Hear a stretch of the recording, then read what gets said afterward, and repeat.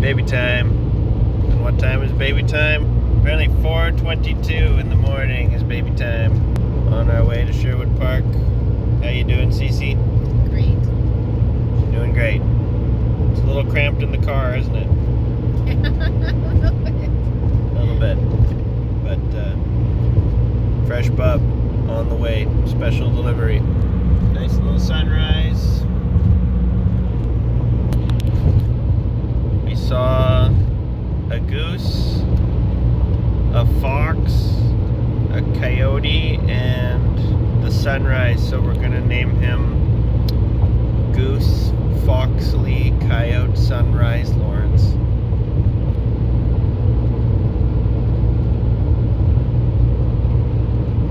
Yep. Well, I'm running out real quick to grab some food for everybody, for the midwives in particular. Oh, Cece's been going since, what time is it now? It's 11:56 now, and at about 8:20 she started in kind of the more hardcore labor, but things are progressing. It's going well. She just waiting for the water to break, basically, but she's fully dilated and just exhausted. Obviously everyone's pretty exhausted, but that's okay. So I'm running to get some food, and who knows, maybe there'll be a baby when I come back.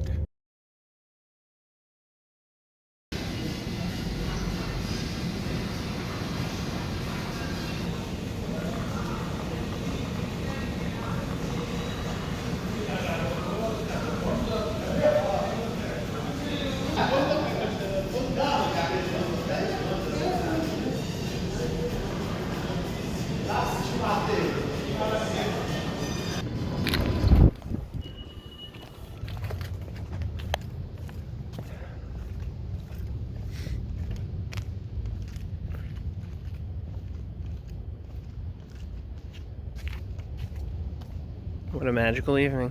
So I have a son now. This is the craziest birth story yet. The hardest one and the craziest one. And I am not even exaggerating. So I'm gonna bring this shawarma and shish kebabs back to my hungry wife and we'll tell you all about it. Maybe. Or we'll eat and go to bed, and then I'll tell you about it when we get back to home. But that was freaking wild. It was the kind of thing that you really don't need to have happen more than 0 times. But that's okay. Everyone's safe, everyone's happy, everyone's healthy, and honestly, it was cool, I guess. Cece is indecently exposed, so I'll just show you the food we're eating, and then we'll tell you about what happened when we get home tomorrow. But this is a shawarma thing, and this is a shish kebab combo, and it's pretty good. I'd love to see it.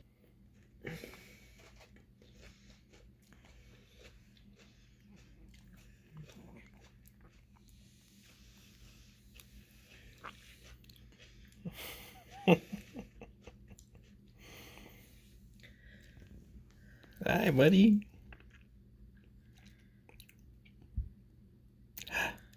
Hey, what's up? Yeah, that was tough.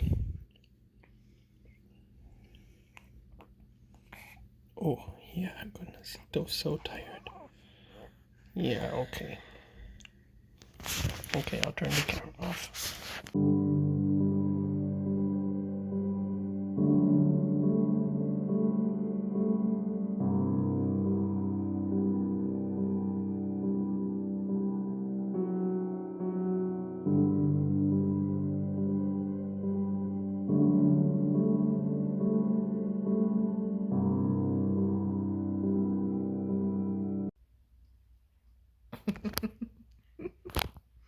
Hello.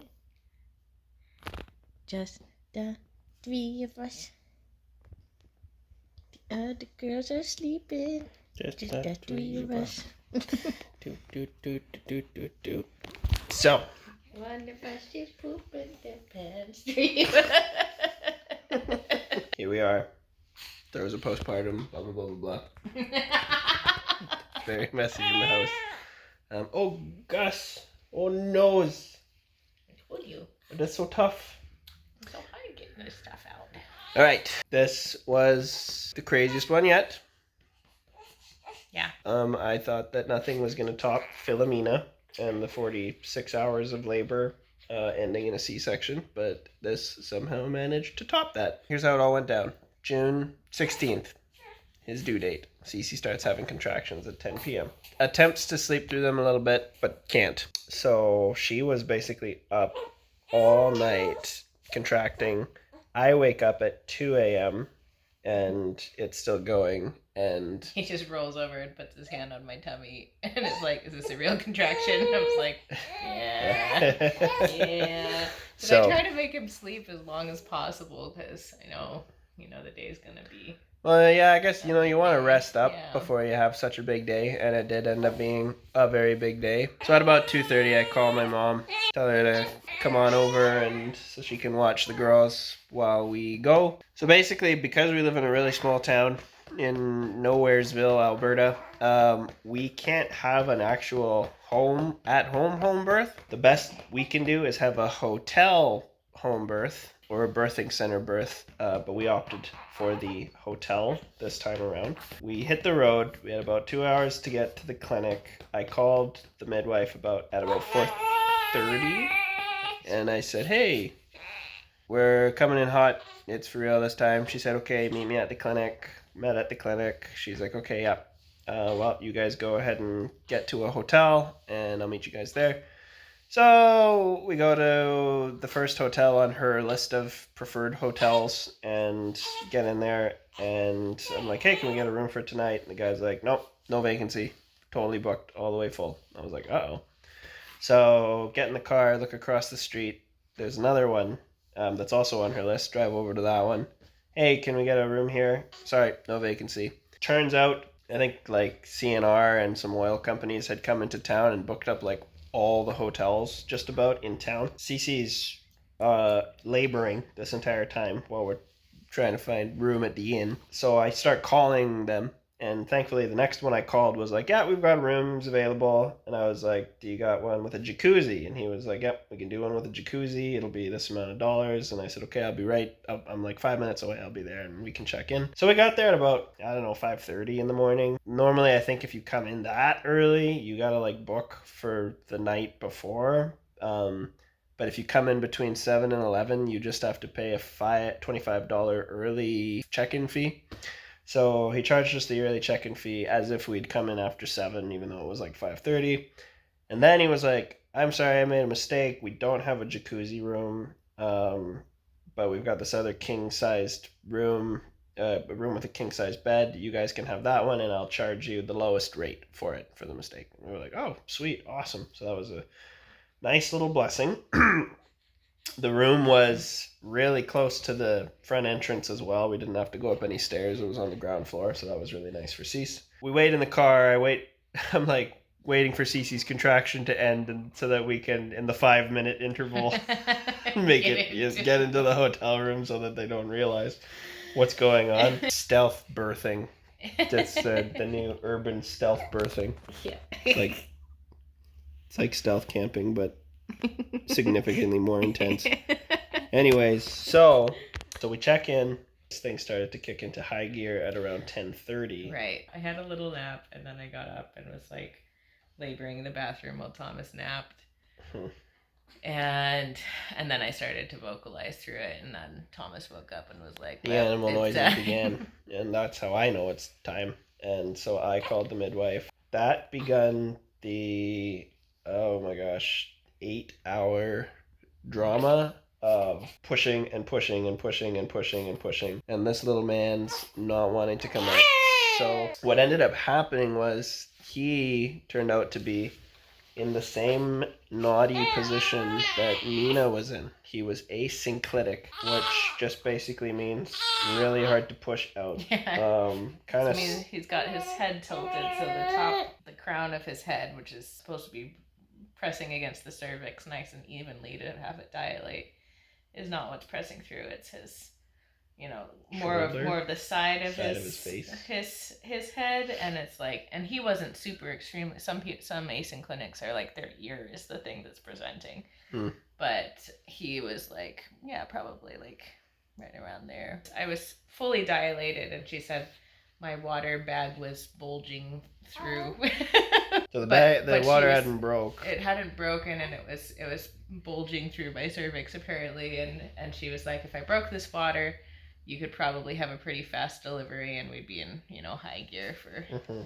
The baby will come out in the next hour or something. Right. She said. Yeah. So we broke the water. And because I was already pretty exhausted, having not eaten and having not slept, and so I was like, I do want this to be over faster. The baby to pop out. Let's try this out. Of course, that was it was the reasonable choice. Yeah. But what happened was, after the water popped, the cervix closed up a tiny bit. Yeah. And suddenly he wasn't able to pop through anymore. The midwife needing to reach in and like literally manually move the cervix out of the way so his head could come through. And she'd get him through, and then he would pop back up, and it was totally like flashbacks of what happened with Philomena. And so that happened 3 times, and it wasn't until the 3rd time that his head came through that the midwife was like, okay, it's through. It's definitely not going to pop back. This whole time we're trying different positions with Cece for laboring, like these really kind of uncomfortable hanging positions where she would kind of like hang off of me and try to have zero gravity, or like zero, what's the word? She was supposed to be completely loose, so that gravity could help the baby come out.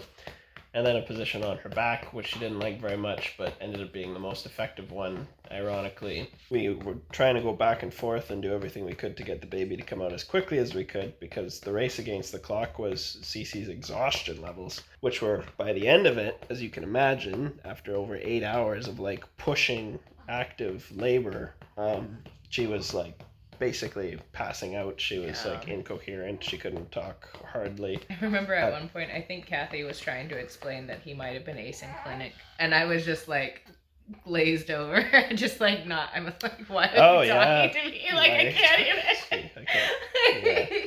I don't even know what you're trying to say. The midwife, I would say, kept us in the ring for as long as she did, because he was so close. She was insisting that he was just so close. He's so close. Like, if we just try this position, if we just try that, he should come right out. Well, anyways, he wasn't. And so at about 6:00 in the evening, she finally said, okay, I think we need to do a hospital transfer. Now, this was the least desirable outcome, because Cece currently isn't covered under Alberta Health yet.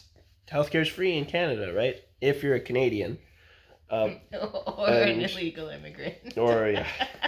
She can't have free healthcare until her permanent residence has been approved. It was a little spooky. The whole time we had to breathe through it and trust that, well, Cece was just trying to survive. But I was mentally just literally.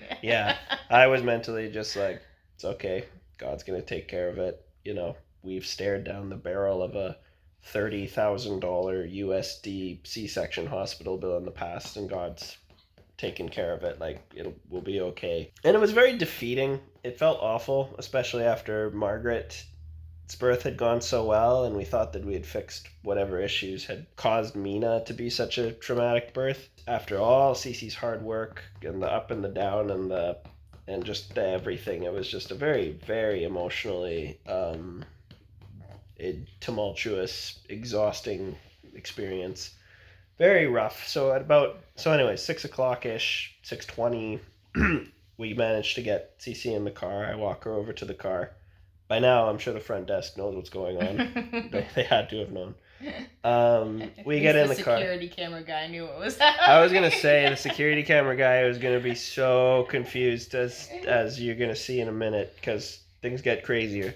So we get her out to the car, And the midwife's trying to figure out if we need to transfer to the Grey Nuns or to the Misericordia, because she only has like jurisdiction at certain hospitals. The Grey Nuns was full, and that's her hospital, and so she was like, "Okay, I think you guys are going to the Misericordia." I'm in the car. Cece's obviously still contracting. I'm like, "Okay, well, I'll just hit the road and just call me when you know for sure, but I'll just get moving here so I can get there quicker." They originally suggested maybe doing an ambulance, but I was like, frankly, I know I can get there faster than an ambulance and it'll be more comfortable for Cece. And the baby's not coming out because she's been pushing for 8.5 hours and he hasn't come out yet, so he's not going to come out now. So 4 minutes down the road towards the Misericordia, I'm on Highway 16, and Cece goes, "The baby's coming." And I was like, "What?" She's like, he's here, I think is what you said. He's here. He's here. The baby's here. I'm like, "What are you talking about?" I'm like looking around. I'm on the highway, Yeah, like we I had can't. just turned onto the highway. Like, Yeah, totally. And it's like it's a two-way high. Like I can't even do I can't do that. So I'm just like, okay, well, all right. I'll just I guess I gotta pull over. So I pull over onto the shoulder of the road, exit 400B. And I get out of the way. I jump out of the car. I run around. I call the midwife on the phone. I'm like, "The baby's coming right now." And then Cece's like getting her pants off, and I look down there, and there's his little head, boop, just fully. What do they call that? Crowning. It's called crowning, isn't it? So he was crowning, and the midwife is just flabbergasted. She's like, what? Like, what? Are you kidding me? Like, oh, can you get back to the hotel?" I'm like, "Nope, we don't have time. He's coming out now." So I'm sitting there. I kind of just like got my hands right underneath, just ready to catch him. And then she breathes. She has another contraction. Boop! Out pops his whole head. He's just sitting there. It's kind of so funny when you think about it. Just sitting there, baby head out. Yeah. And I'm telling Cece, like, I'm just like, "Hey, just wait, just breathe and wait for the next contraction." She's like, "I know, Thomas, like I know." And then I was just like, "Okay." Then she pushes one last time. Floop! Out comes the whole baby, along with copious amounts of blood all over the passenger seat and the floor. And I pick him up and I slap him on Cece's chest, and he started crying right away. He coughed a little bit. He had a little bit of fluid, I think, but hardly anything. No. So he just started breathing, and then Really? somewhere along the line, the midwife had got disconnected on the phone, and so she called back, and and I explained. I just said, "Yep, baby's out. He's good. He's crying or whatever. We're coming back to the hotel." So we get in the car, and we turn around and we drive back to the hotel, and they meet us in the parking lot. And Such an awkward it's so funny. And scenario, just like completely, naked, got a naked baby on Naked me. baby on incredibly you. just blood everywhere. Yeah, blood You're just rolling up everywhere. to a hotel, like Yeah. I took a picture of it. I'll show it here. If you're sensitive to blood, close your eyes for 5 seconds. Just a little. But just a but little there he is, the little naked bub. Yeah. So anyways, so they're like, "Okay, well, let's go around to the back of the hotel where there's a little more privacy." And so they walk over, and I start driving over, and I see them talking to a guy parked in a truck, like explaining what's going on. And he drives by, and he just like... give me a thumbs up or a hang loose or something. I can't remember, but it's so funny. So they get back there. They kind of try to clean you up, or the baby up a little bit. They wrap a towel around Cease, and like her placenta still hasn't come. So like the umbilical cord is still attached. So they put some Depends on me, like some disposable underwear. Disposable undies, and so wrap a towel around her waist. Yeah, then they wrap a towel around her waist, and they waddle her down the hallway back into the hotel room. And this is why I was just like thinking the whole time about Mr. Security Camera Guy just being like, "What the heck is going on?" So get back into the hotel room. She delivers the placenta, and everything after that was hunky dory. I guess you know the rest. It was.